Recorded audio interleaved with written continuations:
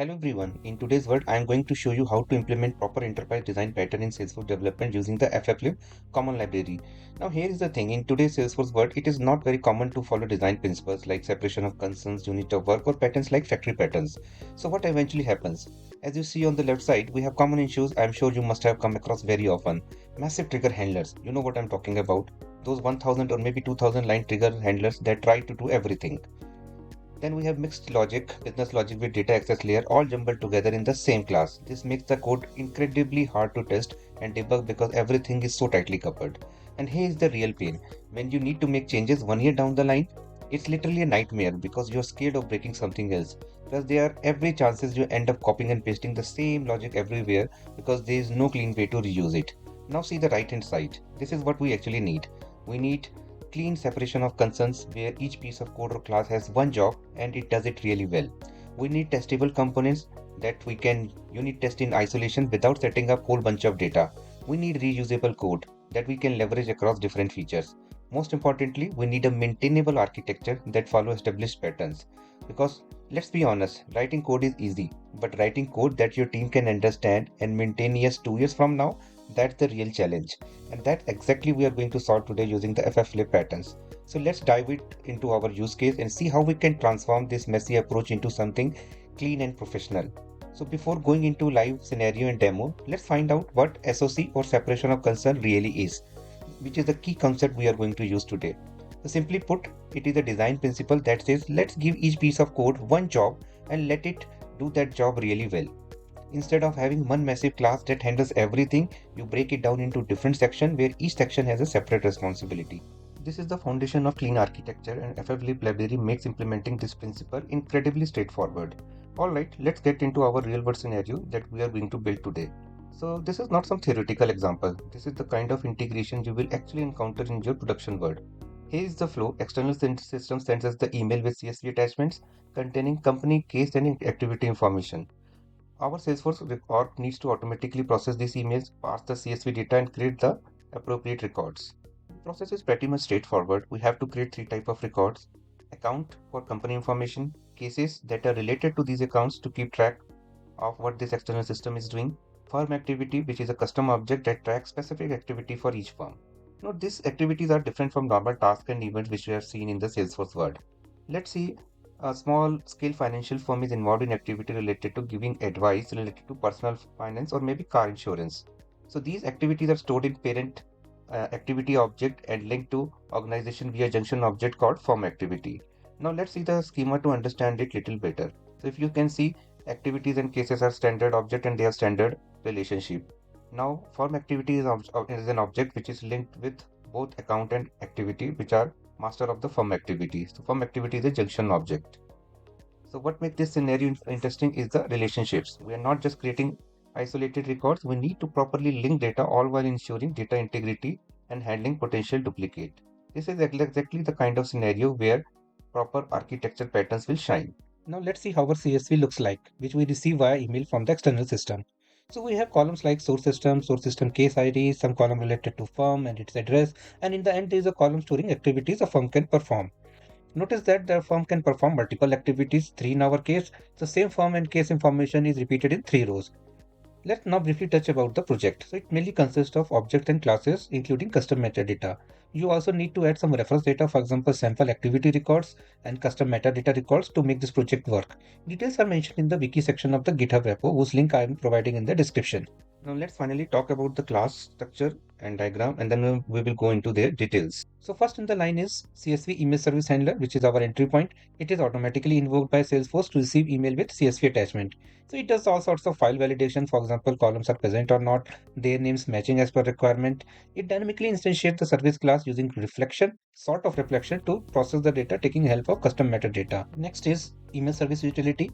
So it is a helper class that provides the service class name as we have seen earlier.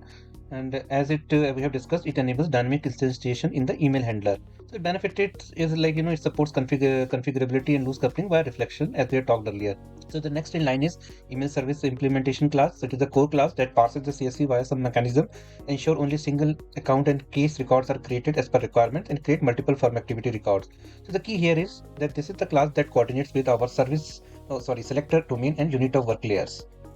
So benefit we know is like it follows the separation of concerns by isolating CSV processing logic, leverages fflib factories for dependency injection, and enhancing testability and modularity. So we will see in demo shortly how it is done.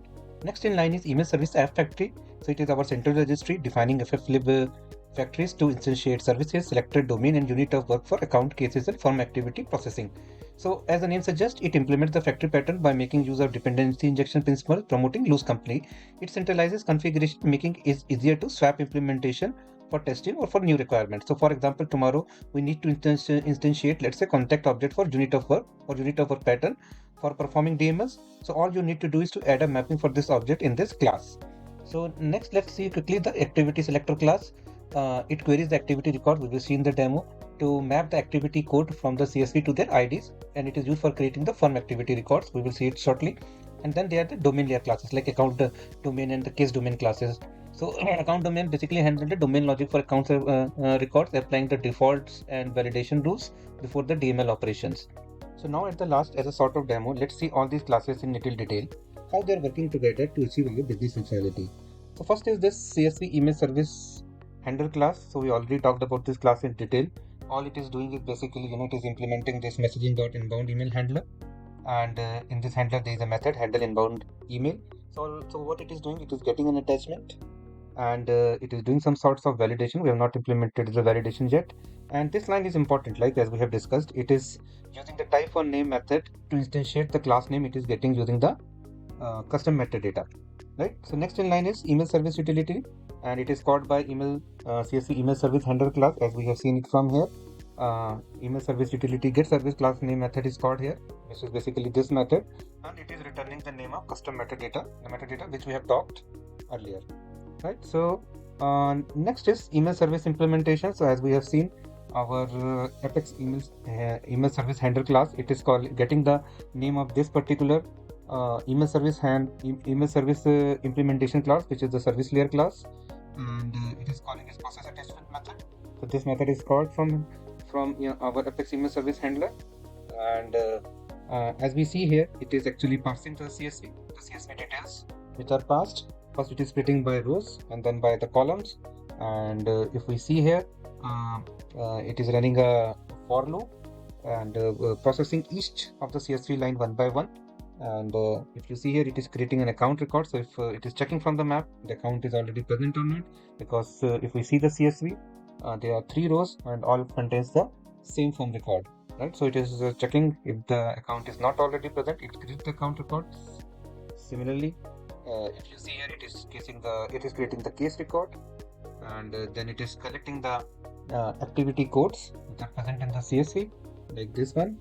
And next line is important, right? So it shows the true power of factory pattern as well as the polymorphism.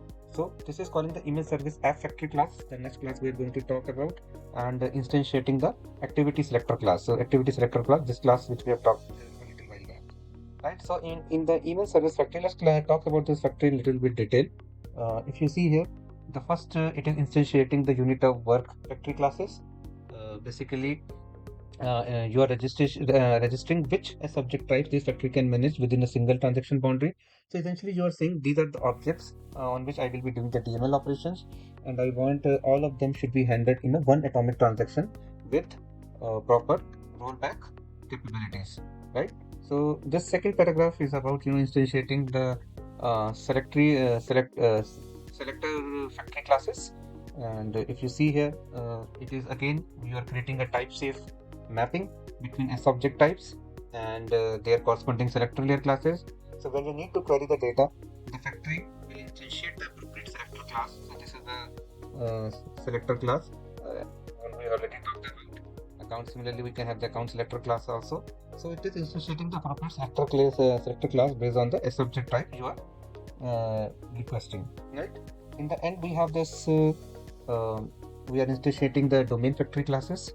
So basically tree, if you see here, selector factory with domain constructor classes, so that when you instantiate the domain object, it knows how to fetch the data and apply the business logic. So the constructor class pattern which you see here, it is basically fflib way of handling polymorphic domain instantiation. Few quick things about this project. So please note, although we have created account or case selector classes, we are not actively using them. They are created for demo and future scalability purpose. For example, later on, if we want to update the account or cases records, we might need to query them from the database, and then these classes can be utilized. So question might be coming into your mind, why then we need to query the activity selector? So if you can recall our schema, if you remember, we need to create the account record, we need to create the case record, and we need to create the firm activity record. Now we are getting the codes of the activity from our CSV file. So, but we need to get the ID of these records. So this is why we need to query this object, and this is exactly being done by this line which we have just talked about, right? So if you see here from the selector, we are calling this method. In activity selector, we are calling this method. It is returning the map of code as well as the ID of the record, as you can see it from here, right? So now what we are doing is we are mapping through the codes, and we are creating the firm activity records. We are first just populating the parent activity ID. From the ID of the activity record, which we are getting from here, and then we are populating this map, records by type map, in which we are adding the subject type as well as the records. So if you will see this records type by map, it has all different type of objects as well as the list of records. So account object, and it's one single record which we have populated it here. Similarly, for the case, we have populated the case as subject type as well as the single record we are creating, and via this loop we are populating the subject type as well as the firm activity record which we are creating here. So lastly, what we are doing, we are instantiating the unit of work for the subjects. These are the subjects. Again, if you can recall, contact I have added just for the demo purpose, which can remove that.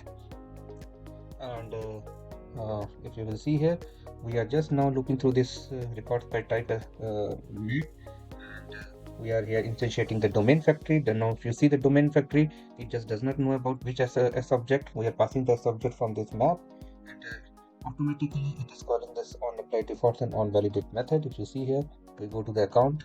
These are the methods which are present. Obviously nothing much is there, but you can write your own logic and make the use of it by calling the this method from here.